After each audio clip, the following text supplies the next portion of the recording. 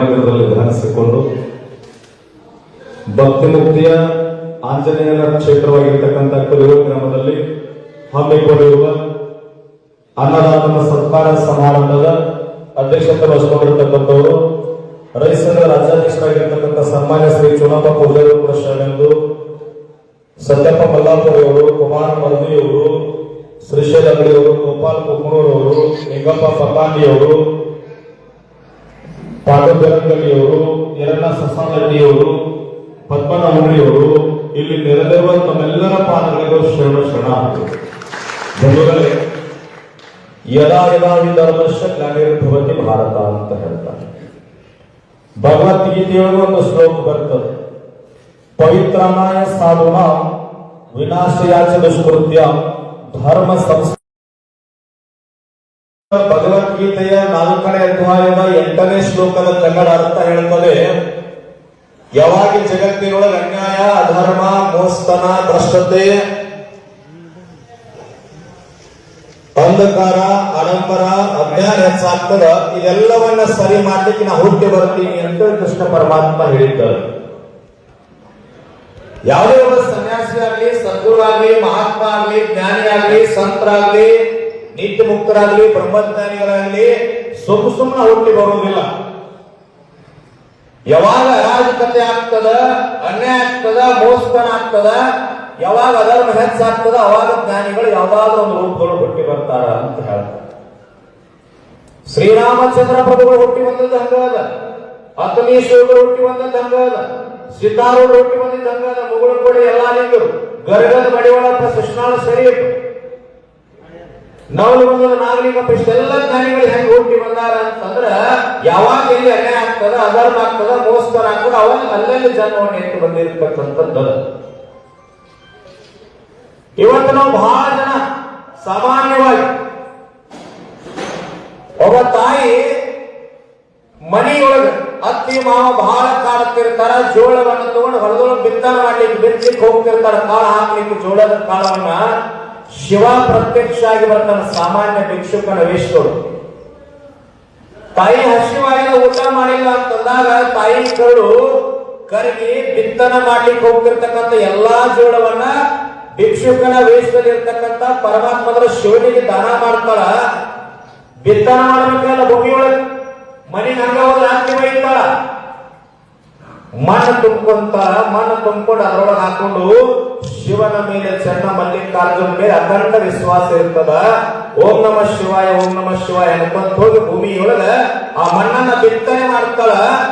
ಬಿತ್ತನೆ ಮಾಡಿದ ನಂತರ ಕೆಲವು ದಿನಗಳ ನಂತರ ಏನಾಗ್ತದ ಅಂತಂದ್ರ ಜೋಳ ಮ್ಯಾಗೆ ಬರ್ತದ. ಮಣ್ಣು ಬಿತ್ತಿದ ನಂತರ ತಾಯಿ ಯಾರು ಅಂತಂದ್ರೆ ಹೇಮರೆಡ್ಡಿ ಮಲ್ಲಮ್ಮ. ಏನಿತ್ತಲ್ಲಿ ಅಖಂಡ ವಿಶ್ವಾಸ ಇತ್ತು, ಶಿವನ ಮೇಲೆ ಗಟ್ಟಿತನ ಇತ್ತು, ನಿಷ್ಕಾಮ ಭಕ್ತಿ ಇತ್ತು, ನಿಸ್ವಾರ್ಥ ಇತ್ತು.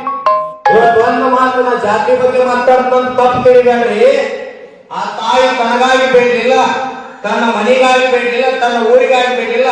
ಪರಮಾತ್ಮ ಏನು ವರ ಬೇಕು ಅಂತಂದ್ರೆ ನನ್ನ ಸಮೂಹ, ನನ್ನ ಸಮಾಜ ಎಂದೂ ಬಡತನದೊಳಗೆ ಬೆಂದುವಂಗಾಗಬಾರದು ಅಂತ ಹೇಳಿದ ಈ ತಾಯಿ. ಗುರುನಾಥ್ಪುರ ಏನ್ ಬೆಳೀತಂದ್ರೆ ನನ್ನ ಕವಿಗೆ ರೇಟು, ಚುನಾಪನ ಕವಿಗೆ ರೇಟು, ಸತ್ಯಪ್ಪನ ಕವಿಗೆ ರೇಟು, ಕುಲಗುರುದವ್ರಿಗೆ ಅಷ್ಟೇ ಅಲ್ಲ, ಇಡೀ ಕನ್ನಡ ನಾಡಿನ ಪ್ರತಿಯೊಬ್ಬ ರೈತ ಅನ್ನದಾತನಿಗೆ 300 ರೂಪಾಯಿ ಸಿಗಬೇಕಂತ ಬೇಡಿತ್ತು. ಅದಕ್ಕೆ ಹನುಮಪ್ಪ ಆಶೀರ್ವಾದ ಮಾಡಿದ, ನೀವೆಲ್ಲ ಸಹಕಾರ ಕೊಟ್ಟಿರಿ ಅಂತ ಹೇಳಿದ್ರು. ಹೆಂಗೆ ಬೇಡಬೇಕಾಗ್ಯದ ನಾವು ಬೇಡಿದ್ರೆ. 12ನೇ ಶತಮಾನದಲ್ಲಿ ಬಸವನಾಗಿ ಹೋಗ ಅಕ್ಕ ಮಹಾದೇವಿ, ಚನ್ನ ಬಸವಣ್ಣ, ಮೋಳಿಗೆ ಮಾರಯ್ಯ, ತುರ್ಗಾಯಿ, ಬೀರನ ಒಕ್ಕಲಿಗರ ಮುದ್ದಣ್ಣ, ಸೂಳೆ ಸಂಘವೇ ಸತ್ಯಕ್ಕ ಅಂತೇಳಿ ಲಕ್ಷದ ಮೇಲೆ 96,000 ಶರಣರು ಬದುಕಿ ಹೋಗ್ಯಾರ. ಇವತ್ತು ನಾವು ಅವ್ರನ್ನ ಬರ್ತಿಲ್ಲ. ಅದರ ನಂತರ ಕೋಟಿ ಕೋಟಿ ಜನ ಬಂದಾರ, ಬಂಗಾರ ಕಿರೀಟ ಹಾಕೊಂಡಾರ, ಬಂಗಾರದ ಪಾಲಕಿ ಹಾಕೊಂಡಾರ, ಬಂಗಾರದ ಕುರ್ಚಿ ಮ್ಯಾಗ ಕುಂತಾರ, ಕುದುರೆ ಮ್ಯಾಗ ಅಡ್ಡಾಡ್ಯಾರ. ಅವ್ರು ಮರ್ತೀವಿಲ್ರಿ? ಮರ್ತೀವಿ. ಯಾಕೆ ಬಸವಣ್ಣ ನೆನಪು ಮಾಡ್ಕೊಂತೀವಿ? ಸಂಗೊಳ್ಳಿ ರಾಯಣ್ಣ, ವೇಮಣ್ಣರನ್ನ, ಹೇಮರೆಡ್ಡಿ ಮಲ್ಲಮ್ಮನನ್ನ, ಇಂಚಗೇರಿ ಬಾಲಭಾಗರನ್ನ, ಕನಕದಾಸರನ್ನ, ಮಹಾವೀರನ್ನ, ಬುದ್ಧರನ್ನ, ಮೊಹಮ್ಮದ್ ಪೈಗಂಬರನ್ನ, ಇವರೆಲ್ಲ ಯಾಕೆ ನೆನಪು ಮಾಡ್ಕೊಂತೀವಿ? ಇವೆಲ್ಲ ತನಗಾಗಿ ಬದುಕಲಿಲ್ಲ, ತನ್ನ ಊರಿಗಾಗಿ ಬದುಕಲಿಲ್ಲ, ಇಡೀ ಭೂಮಿಯ ಬ್ರಹ್ಮಾಂಡದ ಮ್ಯಾಗ ಹುಟ್ಟಿರ್ತಕ್ಕಂಥ ನಮ್ಮ ನಿಮ್ಮೆಲ್ಲರ ಉದ್ಧಾರವನ್ನು ಬಯಸಿ ಬಂದಿರತಕ್ಕಂಥ ಉದ್ಧಾರದ ಉದ್ಯೋಗಿಗಳಾಗಿ ಕಾಯಕ ಯೋಗಿಗಳಾಗಿ ಬಂದಿದ್ರಂತ ಅವ್ರನ್ನೆಲ್ಲ ನಾವು ನೆನಪು ಪಡ್ಕೊಂತೀವಿ. ಇವತ್ತಿನ ನಿರ್ಮಾಣ ಹೆಂಗ ಬದುಕಬೇಕಾಗಿದೆ ನಾವೆಲ್ಲ ಏನು ಬೇಡಕತ್ತೀವಿ? ಎಲ್ಲ ರೈತಂಗೆ ಒಂದಿಷ್ಟು ಅಧ್ಯಾತ್ಮ ಹೇಳ್ತೀನಿ. ಬೇಡಬೇಕು. ಹೆಂಗ ಬೇಡಬೇಕು?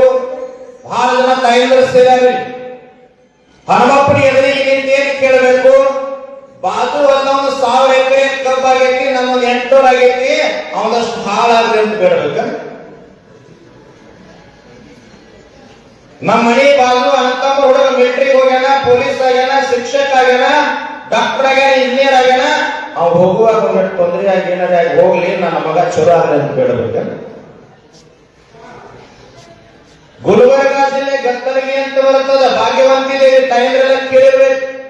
ಒಂದು 2 ತಿಂಗಳಿಂದ ನಡೆದ ಘಟನೆ ಇದೆ.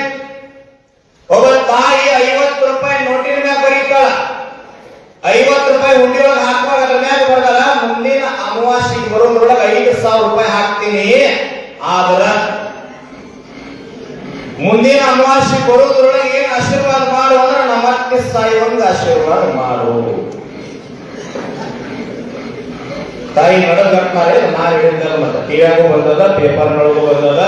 ಇನ್ನೊಬ್ಬ ತಾಯಿ ಹೇಳ್ಕೊಂತಾರ, ಅಕ್ಕನ ಗಂಡ ಬಹಳ ನೌಕರಿ ಒಳಗಿದ್ರು, ತುಂಬಿದ ಸಂಸಾರ, ಚೆನ್ನಾಗಿರ್ತಕ್ಕಂಥ ಸಂಸಾರ, ಆನಂದ ಇತ್ತು. ಅದನ್ನ ನೋಡಿ ಅಕ್ಕನ ತಂಗಿ ಬಸಮ್ಮ ಅಂತ ಹೇಳಿ ಅಕ್ಕಿ ಬಿಡ್ತಾಳ ಭಾಗ್ಯವಂತಿಗೆ, ಅಕ್ಕ ಸಾಯಿಲಿ, ಅಕ್ಕನ ಗಂಡನ ಮದುವೆ ಆಗ್ತೀನಿ, ಇದು ನಡೀತದ, ನಿನಗೆ ಒಂದು ಸಿಡಿ ಆಗ್ತೀನಿ ಅಂತ ಕೇಳ್ತಾಳ. ಇದು ಹೆಂಗ್ ಗೊತ್ತಾಯ್ತು ಅಂದ್ರೆ ಸಿಡಿ ಆಗಿ ಹೋಗ್ತಾಳ ತಾಯಿ. ಅಕ್ಕ ಸಾಯ್ತಾಳ, ಅಕ್ಕನ ಗಂಡನ ಮದುವೆ ಆಗ್ತಾಳ. 6 ತಿಂಗಳಾದ ನಂತರ ಗಂಡನ ಕರ್ಕೊಂಡು ಗದ್ದರಿಗೆ ಸಿಡಿ ಆಡಕ್ ಹೋಗ್ತಾಳ ತಾಯಿ ಹೆಣ್ಮಗಳು.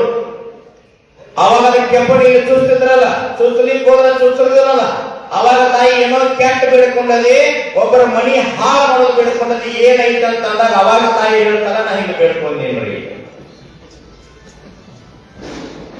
ಬೇಡಬೇಕು. ಹೆಂಗ ಬೇಡಬೇಕ್ರಿ? ಕೊಲಗುಳದಂತ ಗ್ರಾಮ ಆಂಜನೇಯ ಪ್ರತ್ಯಕ್ಷ ಆಗಿಬಿಟ್ಟು ನೀವು ಹೊಲದ ದಾರಿ ಹಿಡ್ಕೊಂಡು ಹೊಂಟಿದ್ದ ರೈತ ಬಹಳ ಬುದ್ಧಿವಂತಿತ್ತು. ಹನುಮಂತ ಪ್ರತ್ಯಕ್ಷ ಅದ, ಊರಾಗ ಇಷ್ಟು ಮಂದಿ ಪೂಜೆ ಮಾಡ್ತಾರೆ, ಯಾರಿಗಾಗಿಲ್ಲ, ಹನುಮಂತ ನನಗಾಗ್ಯಾನಂತ ಖುಷಿ ತುಂಬಿ ಬರ್ತವ. ಹನುಮಂತ ಅಂದ, ಏನು ಬೇಕು ವರ ಕೇಳಂದಾಗ ಅವಂದ ಒಂದು 5-6 ವರ ಕೊಡಂದಿವ್. ಇಲ್ಲ ನಾವು ಹನುಮಂತ ಒಂದ ಕೊಡ್ತೇವೆ, ಬೇಕಂದ್ರೆ ಅರ್ಧ ತಾಸು ಸಮಯ ಮನೆಗೆ ಹೋಗಿ ಬಾ ಅಂತಂದ. ಆಯ್ತಂದ ಹನುಮಂತ ಮನೆಗೆ ಓಡಿ ಬಂದಿವ. ಬರೋದ್ರೊಳಗೆ ಹೆಂಡತಿ ಎದುರಿಗೆ ಹೋದ್ರು. ಹಿಂಗ ಹನುಮಂತ ಪ್ರತ್ಯಕ್ಷ ವರ ಕೇಳಂದ ಅಂತಂದಾಗ ಕೇಳಿದ್ರು, 8 ವರ್ಷ ಆಯ್ತು ಮಕ್ಕಳಿಲ್ಲ, ಒಂದು ಗಂಡ ಮಗು ಆಗೋಂಗ ಆಶೀರ್ವಾದ ಮಾಡ್ಕೊಂಡು ಬಾ ಅಂತಂದ್ರು. ಒಂದು ವರ ಇತ್ತಲ್ಲ.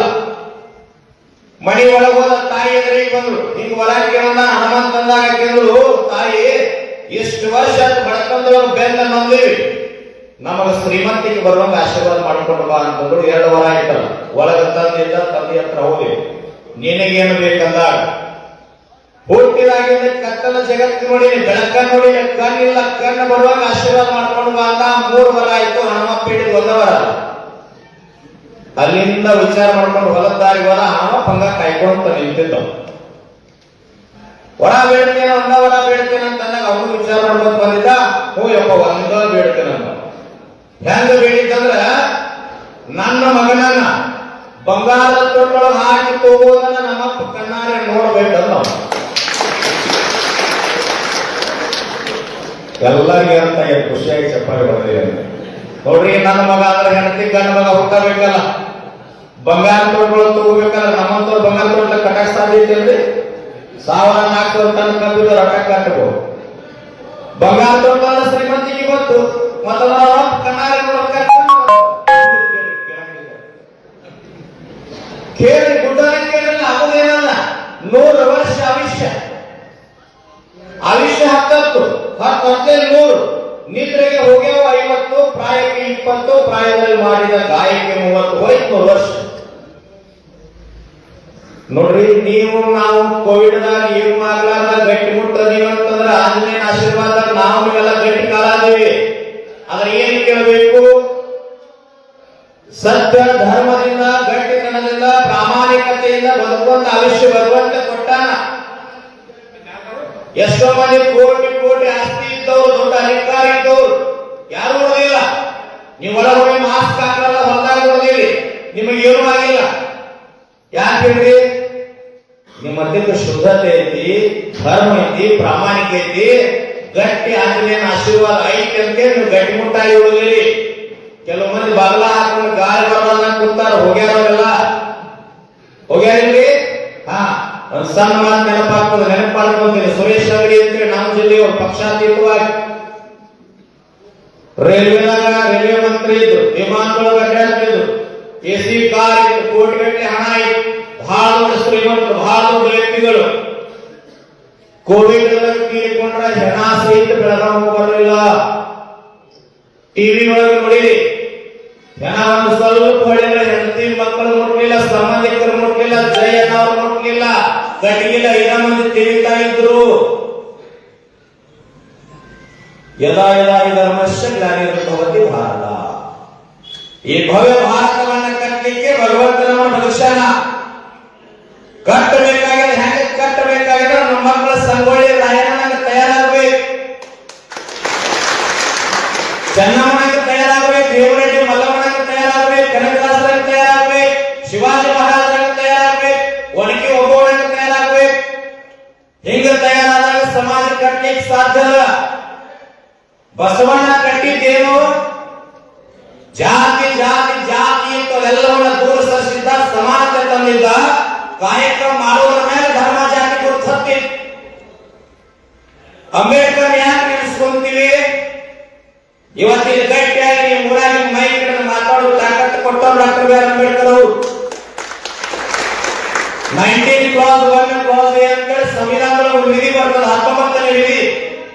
ಈ ಭಾರತದೊಳಗೆ ಎಲ್ಲಿ ಹೋಗಿ ಯಾವ ವೇದಿಕೆ ಮೇಲೆ ಯಾವ ಊರಾಗ ಯಾವ ಮತಕ್ಷೇತ್ರದಲ್ಲಿ ಗಟ್ಟಿಯಾಗಿ ಮಾತಾಡ್ತಕ್ಕಂಥ ಸ್ವಾತಂತ್ರ್ಯ ಕೊಟ್ಟವರು, ವಾಕ್ ಸ್ವಾತಂತ್ರ್ಯ ಕೊಟ್ಟವರು ಡಾಕ್ಟರ್ ಬಿ ಆರ್ ಅಂಬೇಡ್ಕರ್ ಅವರು. ಇವತ್ತು ಜನಸಾಮಾನ್ಯರು ಕೂಡ ಸಮಾನತೆಯ ಕಾನೂನಿನ ಸವಲತ್ತದ ನ್ಯಾಯ ಪಡೆದುವ ಸರ್ಕಾರವನ್ನು ಭಾಗಿಸಿ ಸವಲತ್ತು ತಗೋಬಹುದು ಅಂತ ಗಟ್ಟಿತನ ಕೊಟ್ಟಂತವರು. ರೈತ ಮನಸ್ಸು ಮಾಡಿದ ಸರ್ಕಾರವನ್ನು ತರುವುದು, ಸರ್ಕಾರವನ್ನು ಕೆಳಬಹುದು. ಒಂದು ಉದಾಹರಣೆ, 1980 ನಲವೊಂದು ಭಾಗಗಳು 13.5 TMC ಮಹದಾಯಿ ನೀರಿಗಾಗಿ ಹೋರಾಟ ನಡೆದಿದೆ. ಅದರೊಳಗೆ 7.6 TMC ಬರೀ ಕುಡಿಯುವ ನೀರಿಗಾಗಿ. ಇಬ್ಬರ ರೈತರ ಮೇಲೆ ಗೋಲಿಬಾರ್ ಮಾಡಿತ್ತು ಗುಂಡೂರಾವ್ ಸರ್ಕಾರ. ಈಗ ನಮ್ಮ ಚುನಾವಣಾ ಪೂಜಾರಿ ಇದಾರಲ್ಲ, ಈಗ ನಂಜುಂಡ ಸ್ವಾಮಿ ಅವರ ರೈತರ ನೇತಾರು ಅವರನ್ನು ಘೋಷಣೆ ಮಾಡಿದ್ರು. ಜಗತ್ತಿಗೆ ಅನ್ನ ಹಾಕಿದ ಅನ್ನದಾತನಿಗೆ ಗುಂಡು ಹಾಕಿದ ಗುಂಡೂರಾಯನಿಗೆ ಮತ ಹಾಕಬೇಡ್ರಿ ಅಂತ ಕೈ ಮ್ಯಾಗ್ ಮಾಡಿದ್ರು. ಸರ್ಕಾರನ ಬಿದ್ದು ಹೋಯಿತು. ಇವತ್ತು ರೈತ ಮನಸ್ಸು ಮಾಡಿದ ಮುನ್ನೂರು ಅಲ್ಲ, ನಾವೇನು ಸರ್ಕಾರ ಹತ್ರ ಭಿಕ್ಷೆ ಕೇಳ್ತಾ ಇಲ್ಲ. 224 ಮಂದಿಗೆ ಪಗಾರ ಕೊಟ್ಟು ನಾವು ಸೇವಾ ಮಾಡಕ್ಕಿಟ್ಟಿವಿ ಕನ್ನಡ ನಾಡಿನೊಳಗೆ. ಇದನ್ನ ನಾವು ಮೊದಲು ತಿಳ್ಕೋಬೇಕಾಗ್ಯದ. ನಮ್ಮ ಟ್ಯಾಕ್ಸ್ ಹೋಗ್ತದ, ಅವ್ರ ಕಡ್ಡಿ ಪಿಡಿಗೆ ತಂದ್ರು ಟ್ಯಾಕ್ಸ್ ಹೋಗ್ತದ, ಎಲ್ಲ ಹೋಗ್ತದ. 300 ರೂಪಾಯಿ ಹತ್ರ ಭಿಕ್ಷೆ ಕೇಳ್ತಾ ಇಲ್ಲ. ಕಬ್ಬಿಗೆ 5,500 ರೂಪಾಯಿ ಆಗ್ಬೇಕು, ಅವಾಗ ರೈತ ಖುಷಿ ಆಗ್ತದ. ನಮ್ಮ ಕನಸು ಏನಾದ ಗೊತ್ತದ? ರೈತ ಎಲ್ಲೂ ಕೂಡ ಬ್ಯಾಂಕ್ ಸಾಲ ಮಾಡಬಾರ್ದು, ಬಡ್ಡಿಯ ಹಣ ತರಿಸಬಾರ್ದು. ಮಕ್ಕಳ ಶಿಕ್ಷಣಕ್ಕೆ, ಮಕ್ಕಳು ಮದುವೆ ಮಾಡೋ ಸಲುವಾಗಿ, ಮನೆ ಕಟ್ಟೋ ಸಲುವಾಗಿ, ಏನೇನು ದವಾಖಾನೆ ತೊಂದರೆ ಆದ್ರೆ ಮಗಳ ಅರ್ಜೆಂಟ್ ಒಳಗೆ ಯಾನೇ ಶಾದಿ ಅಂತ ಮದುವೆ ರೆಡಿ ಆದ್ರೆ ಕಪಾಟ್ ಒಳಗೆ 4-5 ಲಕ್ಷ ನಾವು ಮದುವೆ ಮಾಡ್ಕೊಂಡು ಧೈರ್ಯ ಬರಬೇಕು. ಅವಾಗ ರೈತ ಸ್ವಾತಂತ್ರ್ಯ ಸಿಕ್ಕಂಗ ಆಗ್ತಿಲ್ಲ ಅವರಿಲ್ಲ. ಅದಕ್ಕೊಬ್ಬ ಕವಿ ಹೇಳ್ತಾರೆ, ಡಾಕ್ಟರ್ ಸಿದ್ದಲಿಂಗಯ್ಯ ಅಂತ ಹೇಳಿ, ದಲಿತ ಕವಿ. ಯಾರಿಗೆ ಬಂತು, ಎಲ್ಲಿಗೆ ಬಂತು 40 ವರ್ಷದ ಸ್ವಾತಂತ್ರ್ಯ?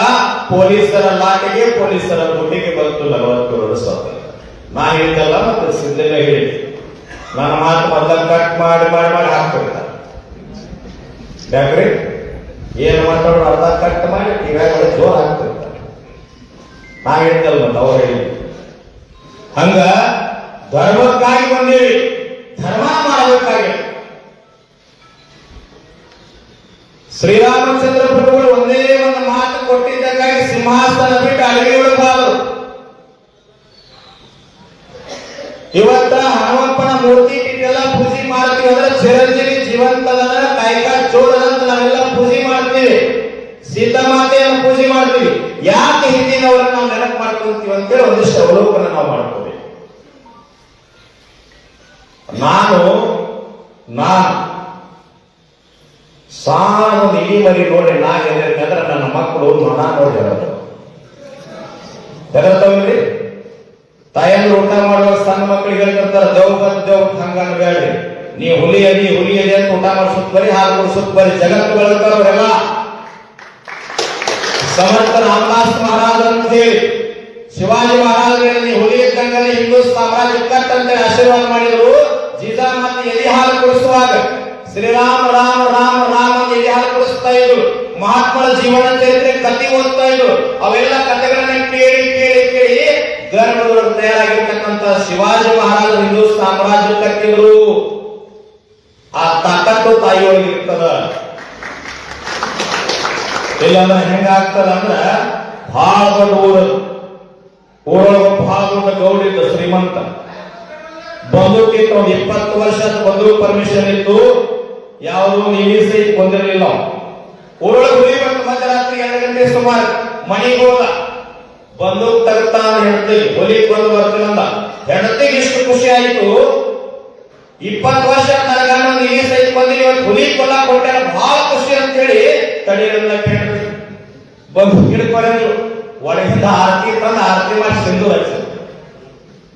ಹಚ್ಚಿ ಹೋಗಿ ಬರೀ ಹುಲಿಗೆ ಬಂದು ಬರೀ ಮುಷ್ಟಾನ್ ಅಡಿಗೆ ಮಾಡ್ತೀನಿ, ನೀವು ಬರ ಊಟ ಮಾಡೋದ್ರಿ ಅಂತ ತಾಯಿ 3 ತಾಸು ಒಳಗೆ ಹೋಗಿ ಅಡಿಗೆ ಮಾಡಿದ್ರು. ಹೊರಗೆ ಬಂದು ಗಂಡ ಹುಡುಗ ತಾಯಿ ಕಾಯ್ಬೇಕಂತ ಬಾಗಿಲಿಗೆ ಹೋದ್ರೆ ಹೆಗಲಿಗೆ ಬಂದೂಕ್ ಹಾಕೊಂಡು ಅಲ್ಲೇ ದ್ವಾರ ಬಾಗಿಲೊಳಗೆ ನಿಂತಾನೆ ಗೊಬ್ಬರನ. ಯಾಕ್ರಿ ಹುಲಿ ಕೊಲ್ಲಕ್ ಹೋಗ್ಲಿಲ್ಲರಿ ಅಂತಂದಾಗ ಅವಾಗ ಹುಲಿ ಏನೋ ಕೊಲ್ಲಬೇಕಂತ ಧೈರ್ಯದಲ್ಲಿ ಹೊಂಟಿದ್ದೆ, ಆದ್ರೆ ಎದ್ರ ಮನೆ ನಾಯಿ ನನ್ನ ಕೆಕ್ಕರಿಸಿ ಮಾಡಕತ್ತೈತೆ, ಅದು ಹೋಗ್ತಿಲ್ಲ ಅಂತ. ಏನು ಕಟ್ಟಬೇಕ್ರಿ? ಧೈರ್ಯವನ್ನ ಮಕ್ಕಳೊಳಗೆ ಬೆಳೆಸಬೇಕಾಗ್ಯದ. ಶಿವಾಜಿ ಮಹಾರಾಜರಂಗ, ಸಂಗೊಳ್ಳಿ ರಾಯಣ್ಣನಂಗ, ಬಸವಾದಿ ಶಿವಶೇಖರಂಗ ನಮ್ಮ ಮಕ್ಕಳನ್ನು ಗಟ್ಟಿಗೊಳಿಸಬೇಕಾಗ್ಯದ. ನೀವೆಲ್ಲ ಈ ಭಾಗದ ಶಾಸಕರಿಗೆ ಒಂದು ಮನವಿ ಕೊಡ್ರಿ. ನಿಮ್ಮೆಲ್ಲರ ಪರವಾಗಿ ಕೇಳ್ಕೊಂತೀನ, ಡಾಕ್ಟರ್ ಆಗಲಿ, ಇಂಜಿನಿಯರ್ ಆಗಲಿ, ಪೊಲೀಸರಾಗಲಿ, ಮಿಲಿಟರಿಗೆ ಹೋಗ್ಲಿ, ಸಣ್ಣ ಸಣ್ಣ ಎಲ್ಲಾ ನೌಕರಿಗಳಿಗೆ ಮೀಸಲಾತಿ ಇರಲಿ, ಆದ್ರ ಶಿಕ್ಷಕರ ನೇಮಕಾತಿಯೊಳಗೆ ಮೀಸಲಾತಿ ತೆಗೆಯುವಂಗ ಅಧಿವೇಶನದವ್ರು ಮಾತಾಡ್ರಿ ಅಂತ ನೀವು ಮನವಿ ಕೊಡ್ರಿ. ಯಾಕೆ ಮಾತಾಡಕತ್ತೀನಿ ಅಂದ್ರ ನಮ್ಮ ಉತ್ತರ ಕರ್ನಾಟಕದ ವಿದ್ಯಾರ್ಥಿಗಳು MD, IAS, IPS, KS ಮತ್ತು PS ಆಗಲಿಕ್ಕೆ ನಾವೆಲ್ಲ ರೊಕ್ಕ ಇಟ್ಕೊಂಡಿದ್ರು ಆಗ್ತಾ ಇಲ್ಲ. ಯಾಕೆ ಹೇಳ್ರಿ? ಶಿಕ್ಷಕರ ನೇಮಕಾತಿಯೊಳಗೆ ಮೀಸಲಾತಿ ಕೊಟ್ಟಿವಿ ಅಂತಂದ್ರ ನಮ್ಮಲ್ಲಿ ನೋಡಿ ನಾನು 40% ಆಗಿರ್ತದ, ನನ್ನ ಬಹಳ ಸವಲತ್ತು ಇರ್ತದ, PDP ಇರ್ತದ, ಕನ್ನಡ ಮೀಡಿಯಂ, ರೂರಲ್, ಇನ್ನೊಂದು ಯಾವುದೋ ಕಾಸ್ಟ್ ಎಲ್ಲಾ ಸೇರಿಸಿ ನಾನು ನೇಮಕ ಹಾಕ್ತೀನಿ. ನಾನು 50% ಮಾಡಿರ್ತೀನಿ, ಶಿಕ್ಷಕ ಹಾಕ್ತೀನಿ. ಮತ್ ನಾನು ಕೈಯಾಗ ಕಲಿತ ಮಕ್ಕಳು 40% ಮಾಡ್ತಾವಲ್ರಿ? ಅದ ಹೆಂಗಿರ್ಬೇಕು? ಶಿಕ್ಷಕರ ನೇಮಕಾತಿ ಅಂದ್ರ 100% ಮಾಡಿ ಸಂಪೂರ್ಣ ಎಲ್ಲಾ ವಿಷಯಗಳ ಜ್ಞಾನವನ್ನ ಮನವರಿಕೆ ಮಾಡಿಕೊಂಡು ಮಸ್ತಕಗಳು ತುಂಬಿಕೊಂಡಾಗಿದ್ದದ್ರ, ಪುಸ್ತಕ ಎಲ್ಲಾರ ನಿರರ್ಗಳವಾದ ವಿಷಯ ಹೇಳುವಂತಂದ್ರ ನಿಮ್ ಮಕ್ಕಳು 100% ಮಾಡ್ತಾವ. ಅವಾಗ ನಿಮ್ಮ ಮಕ್ಕಳು PSI ಆಗಬೇಕಾದ್ರೆ ಯಾರಿಗೆ 10 ರೂಪಾಯಿ ಲಂಚ ಕೊಡುವಂಗಿಲ್ಲ, ಯಾವ ಕಾಲ್ ನೀವಂಗಿಲ್ಲ. ಧಾರವಾಡ ಅಧ್ಯಯನ ಮಾಡಿ ಅಂತಾರ ನಿಮ್ಮ ಮಗ PSI ಆಗ್ತಾನ, KS ಆಗ್ತಾನ, IAS ಆಗ್ತಾನ. MS ಎವರಿಗೆ 1 ರೂಪಾಯಿ ಕೊಡಾರ ದೊಡ್ಡ ಸ್ಥಾನ ನಿಮ್ಮ ಮಕ್ಕಳು ಹೋಗ್ಲಿಕ್ಕೆ ಸಾಧ್ಯ ಇಲ್ಲ. ನಾವು ಸವಲತ್ತು ತಗೊಂಡು ಸರ್ಕಾರ ನೀವೆಲ್ಲ ಒಕ್ಕಟ್ಟಾಗಿ ಗುಡ್ಡಾಪುರಕ್ಕೆ ಬಂದ್ರಿ. ಕೊನೆ ಮಾತು ಹೇಳ್ತೀವಿ, ನಮ್ಮನ್ನೆಲ್ಲ ಕರೆಸಿ ಸನ್ಮಾನ ಮಾಡಕ್ ಕರೆಸಿ ಅಂತ ನಿಮ್ಮಲ್ಲಿ ಭಾವನೆ ತಪ್ಪೋದು. ನಾವ್ ಯಾಕೆ ಬೆಂಕಿ ಮೇಲೆ ಸಾಲ ಕುರ್ಚಿ ಹಾಕೊಂತೀವಿ ಹೇಳಿ? ನೀವು ಈ ಗ್ರಾಮದವರು ರೊಟ್ಟಿ ಕೊಟ್ಟಿರಿ, ಅಕ್ಕಿ ಕೊಟ್ಟಿರಿ, ಹಣ ಕೊಟ್ಟಿರಿ, ತಾಯಿನ ರೊಟ್ಟಿ ಚಪಾತಿ ಎಲ್ಲಾ ಮಾಡಿ ಕಾಯಿಪಲ್ಯ ಮಾಡಿ ಕೊಟ್ಟು ಗುರ್ಲಾಪುರ ಕೊಟ್ಟ, ಗುರ್ಲಾಪುರ ವ್ಯಕ್ತಿ ಗೆಲುವ ಮಾಡಿಯಲ್ಲ. ನಾವೆಲ್ಲರೂ ಸ್ವಾಗತ ನಿಮ್ ಪಾಲಕರೇ ಧನ್ಯವಾದಗಳ ನಿಮ್ ಊರಿಗೆ ಬಂದು ನಿಮ್ಮ ಸೇವಾ ಕೊಡೋದಲ್ಲ, ನಿಮ್ಮ ಸಹಕಾರ ಕೊಡೋದಲ್ಲ. ಧರ್ಮ, ಜಾತಿ, ಮತ, ಪಂಥ, ಪಕ್ಷ, ರಾಷ್ಟ್ರ ಎಲ್ಲ ದೂರ ಸರಿಸಿ ಗುರ್ಲಾಪುರದವರು ನಮ್ಮ ರೈತರಂತವ್ರು ಕುಂತಾರ, ಅವ್ರಿಗೆ ಸಹಕಾರ ಕೊಡ್ಬೇಕಂತ ನೀವೆಲ್ಲ ಏನು ಬಂದಿರಲ್ಲ. ಆ ಸರ್ಕಾರ ಆ ಸೇವೆ ಬಹಳ ದೊಡ್ಡ. ಯಾಕಂದ್ರೆ ಪ್ರತಿ ಸಾರಿ ಹೋರಾಟ ಮಾಡಿದಾಗ ನಮ್ಮ ಅಧ್ಯಕ್ಷರ ನೇತೃತ್ವದಲ್ಲಿ ನಮ್ಮ 100 ಜನ 1000 ಜನ ಮಾಡ್ತಾ ಇದ್ವಿ, ಸರ್ಕಾರ ಗಮನಕ್ಕೆ ತಗೊಳ್ತಿರ್ಲಿಲ್ಲ. ಮತ್ತೆ 2-3 ದಿನಗಳ ವ್ಯತ್ಯಾಸ ಆಗ್ತಾ ಇತ್ತು. ಹಿಂಗ ಹೋರಾಟ ಮಾಡೋದು ರೇಟ್ ಸಿಗ್ತಿರಲಿಲ್ಲ. ಈ ಸಾರಿ ಏನಾಯ್ತಂದ್ರ 1 ಟನ್ ಕಬ್ಬು ಬೆಳೆಯುವ ರೈತ ಹಿಡ್ಕೊಂಡು 10,000 ಟನ್ ಕಬ್ಬು ಬೆಳತಕ್ಕಂಥ ರೈತ, ಕೂಲಿ ಕಾರ್ಮಿಕರು, ವಿದ್ಯಾರ್ಥಿಗಳು, ತಾಯಂದಿರು, ಡಾಕ್ಟರು, ಇಂಜಿನಿಯರು, ನಿವೃತ್ತ ಸೈನಿಕರು ಇವರೆಲ್ಲರೂ ಒಂದು ಪಕ್ಷಾತೀತವಾಗಿ ಜನಾಂದೋಲನ ಆಗಿ ಹೋಯ್ತು. ನೀವು ದುರ್ಗಾಪುರದ ಗಟ್ಟಿಯಾಗಿ ಕುಂತ್ರಿ ಅಂತ ಹೇಳಿ ಸರ್ಕಾರ ತಲಿಬಾಯಿ. ಶಿವಾನಂದ ಪಾಟೀಲ್ ಹೇಳಿದ ಮಾತು ಕೇಳಿಲ್ಲ ತಾವೆಲ್ಲ. ಇನ್ನು 2 ದಿನ ಹೋದ ಸರ್ಕಾರಕ್ಕೆ ಹೋಗಿದ್ದ ಅವ್ರ ಬಾಯಿಗೆ ಬರ್ತಿದ್ರು. ಆ ಗಟ್ಟಿತನ ನಿಮ್ಮೊಳಗಿತ್ತು. ನಿಮ್ಮೆಲ್ಲರಿಗೂ ನಾನೊಂದು ವಿನಂತಿಯನ್ನು ಮಾಡಿಕೊಳ್ಳುತ್ತೆ. ಏನು ವಿನಂತಿ ಅಂದ್ರ, ನಿಮ್ಮ ಮನೆಯೊಳಗೆ 4 ಜನ ಮಕ್ಕಳು ಇರ್ತಾವ. ಯಾರ ಮಹಾತ್ಮರು ದೊಡ್ಡವ್ರು ಯಾರು ಬಂದಾಗ ಪರಿಚಯ ಮಾಡಿಸ್ತೀರಿ. ಹೆಂಗ್ ಮಾಡಿಸ್ತೀರಿ? ಒಬ್ಬ ಡಾಕ್ಟರ್ ಅದಾನ್ರಿ, ಒಬ್ಬ ಇಂಜಿನಿಯರ್ ಅದಾನ, ಒಬ್ಬ ಮಿಲಿಟರಿ ಅದಾನ್ರಿ, ಹೊಲದಾಗ ಕೆಲಸ ಮಾಡುವಂತ ಅದಾನ್ ಬಿಡ್ರಿ. ಇನ್ನು ಮ್ಯಾಲ ಹಂಗ ಬೇಡ. ಧರ್ಮ, ಜಾತಿ, ಮತ, ಪಂಥ, ಪಕ್ಷ ಅಲ್ಲದ ಹೊಲದೊಳಗೆ ಅನ್ನಾದೊಳಗೆ ಜಗತ್ತು ಜೀವಂತ ಇಟ್ಟಂತ ರೈತ ನನ್ನ ಮಗ ಅನ್ನಂತ ಅಭಿಮಾನ ಪರಿಚಯ ಮಾಡಿಸ್ತೀರಿ. ಅವಾಗ ಯಾಕೆ ರೈತರಿಗೆ ಹೆಣ್ಣು ಕೊಡಂಗಿಲ್ಲ? ನಾವ್ ಹೇಳ್ತೀವಿ ರೈತರಿಗೆ ಹೆಣ್ಣು ಸಿಗುವಾಗ ಅವರಿಗೆ ಅಂತ. ರೈತರನ್ನ ಅಸಡ್ಡೆಯಿಂದ ನೋಡಬೇಡ್ರಿ. ನೌಕರಿ ಮಾಡುವಂತವ್ರು ಚಾಕ್ರಿ ಮಾಡಿದಂಗ ಹೊಲದಾಗ ದುಡಿದಂತ ರೈತನಿಗೆ ಜಗತ್ತಿಗೆ ಅನ್ನ ಕೊಟ್ಟಾನ, 4 ಜನರಿಗೆ ಕೆಲಸ ಕೊಟ್ಟಾನ. 5,500 ರೂಪಾಯಿ ಟನ್ ಕಬ್ಬಿಗೆ ಬೆಲೆ ಆಯಿತು ಅಂತಂದ್ರ ಏನು ದೊಡ್ಡ ನೌಕರಿ ಒಳಗದಾರಲ್ಲ ಅವರೆಲ್ಲ ಹೊಲದ ಕಡೆ ಮುಖ ಮಾಡ. ನಿಮಗೊಂದು ಸರಿಯಾಗಿ ಬೆಲೆ ಸಿಗಲಾರ್ದಕ್ಕಾಗಿ ನಾವು ಒದ್ದಾಡಕತ್ತೀವಿ. ಎಲ್ಲಾರ ಬೆಲೆ ಹೆಚ್ಚಾಗಿಲ್ಲ. ಇವತ್ತು ನೋಡಿ, ಗುಜರಾತ್ 4,400 ರೂಪಾಯಿ ಪ್ರತಿ ಟನ್ ಬೆಲೆಗೆ ಕಬ್ಬಿಗೆ, ಪಂಜಾಬ್ 3,800, ಉತ್ತರ ಪ್ರದೇಶ 3,600, ಇಲ್ಲಿ ಮಹಾರಾಷ್ಟ್ರ 3,400, 500, 600, ನಮಗ 3,000 ಇತ್ತು, ಈಗ 300 ಬಂದದ. ಮುಂದಿನ ಸಾರಿ ಎಷ್ಟು ಕೇಳೋದು ಹೇಳ್ರಿ? ಗುರುದಾಪುರದೊಳಗ ನೀವೆಲ್ಲ ಗಟ್ಟಿಯಾಗಿ ಕುಂತಿರಲ್ಲ, 4,050 ರೂಪಾಯಿ ಕೇಳೋದು, 50 ರೂಪಾಯಿ ಬಿಡೋದು, 4,000 ತಗೊಳ್ಳೋದು. 50 ರೂಪಾಯಿ ಸರ್ಕಾರದವರಿಗೆ ಬಿಡೋದು, 4,000 ತಗೊಳ್ಳೋದು. ಅಂದ್ರೆ 2028-29 ಅನ್ನೋದ್ರೊಳಗ 5,500 ರೂಪಾಯಿ ಟನ್ ಕಬ್ಬಿಗೆ ತಗೊಂಡ್ರೆ ಏನಂದ್ರೆ ನೀವು ಬ್ಯಾಂಕಿನಾಗ ಸಾಲ ಮಾಡಂಗಿಲ್ಲ. ಮತ್ತೆ ಇನ್ನೊಂದು ಐತಿ, ಯಾರು ತಪ್ಪು ತಿಳ್ಕೋಬೇಕು. ನೀವೆಲ್ಲರೂ ಹೋಗಂದ್ರಿ ಅಂದ್ರೆ ಇನ್ನೊಂದು ಬಂದ ಆಗ್ಬೇಕಾಗಿ ಸಾರಾಯಿ ಬಂದ್ ಮಾಡಬೇಕು ಅಂತ ಆಸೆ. ಕೈ ಎತ್ತಿ ನೋಡೋರು ಬಂದ್ ಮಾಡಬೇಕು ಅಂತ ಈ ಊರಾಗ ಎಲ್ಲರೂ ನಮ್ಮವರು ಅಂದ್ರೆ ಎಲ್ಲರೂ ನಮ್ಮೊಳಗೆ. ನಮ್ಮ ಮನೆ ಊರಿಗೆ ಹೋಗಿ ಕಾರ್ಯಕ್ರಮ ಪ್ರವಚನ ಮಾಡಿ ಲಾಸ್ಟ್ ಕೈ ಪಾದಯಾತ್ರೆ ಹೋದ, ಅದರಿಂದ ಸುವರ್ಣಸೌಧ ಮಾಡ ಸಾರಾಯಿ ಬಂದ್ ಮಾಡಿರ್ತಾನೆ. ಕೈ ಎತ್ತರಲ್ಲಿ ಹಿಂದೆ ನೋಡಿ ಒಬ್ಬರು ಎತ್ತಿಲ್ಲ, ಈ ಕಡೆ ನೋಡಿ ಒಬ್ರು ಎತ್ತುವರು. ನಾವು ಎತ್ತ ಬ್ಯಾಕ್ ಕೈ ಮಾಡಿ ಅವಾಗ ಯಾರು ಎತ್ತವ ನನಗ ಅನಿಸ್ತು. ಪಾದಯಾತ್ರೆ ಮಾಡಿದ್ರೆ ಆರೋಗ್ಯ ಇಲ್ಲ, ನಾವು ಒಬ್ಬ ಹೊಡಿತೀನಿ, ಎಲ್ಲ ಹೋಗ್ತಾರೆ ಅನಿಸ್ಬಿಡ್ತೀನಿ. ಇಲ್ಲಿ ದೇವರು ಶರೀರ ಕೊಟ್ಟಾನ.